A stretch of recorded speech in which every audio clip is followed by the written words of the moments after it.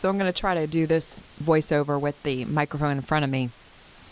But in order to add Nat Sound up or some music up or something like that, there's a couple of different ways you can do it, but there's a couple of things I want you to pay attention to.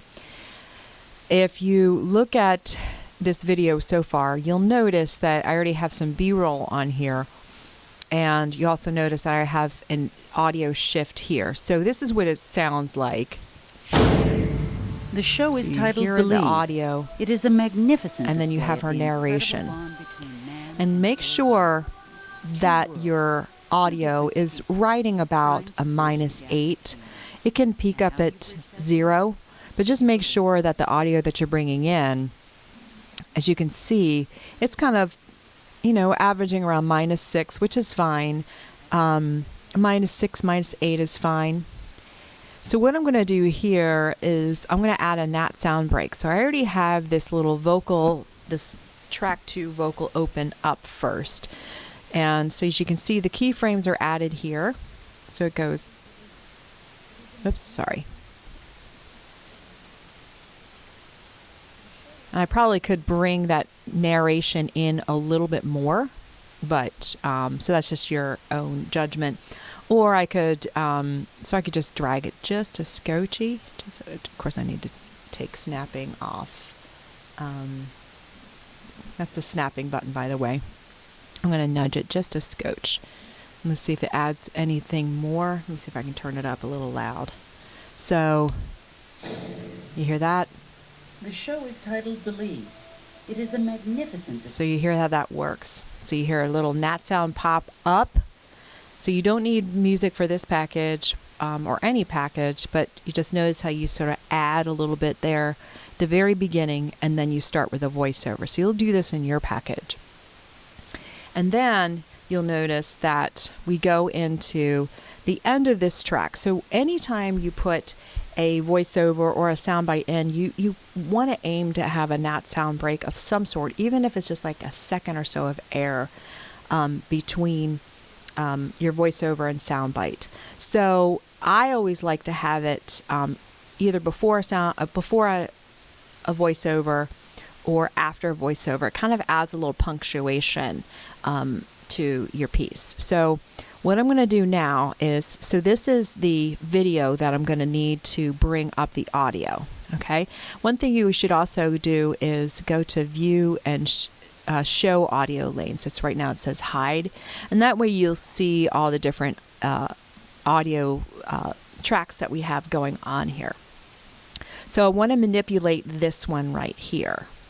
Okay, and so what you'll do is, so if you just bring this audio up, it's going to bring the entire clip up. And we've done this before with music. So what I want to do up on the top here is I want to set a keyframe. So you want to click onto this clip, and you go to the audio. So this is video. I don't know what this is. That's exposure. This is your audio. Okay, it says problems detected. Just go ahead and fix them. And so what I'm going to do is I'm going to set a keyframe here, and I'm going to play it. So let's hear what this sounds like. And how do you bridge that gap? You believe. So I probably could add it a little bit earlier than that. I'm going to drag it a little bit earlier. And Gap. You believe. so I want that to be really, really loud. So I don't want it to distract her. So I'm going to make my timeline a little bit bigger. So you basically hit Command plus. And you want to make sure that you just have 2 keyframes in. Okay, so here's one keyframe.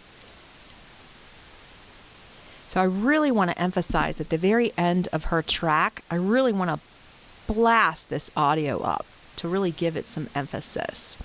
So she's going to say this is actually the end of her soundbite right here. As soon as she says you believe, or whatever her last part, you want to add a keyframe in there, see how it adds, and then you bring it up. So it's going to really pop at that point. Okay, so let's take a listen. You believe.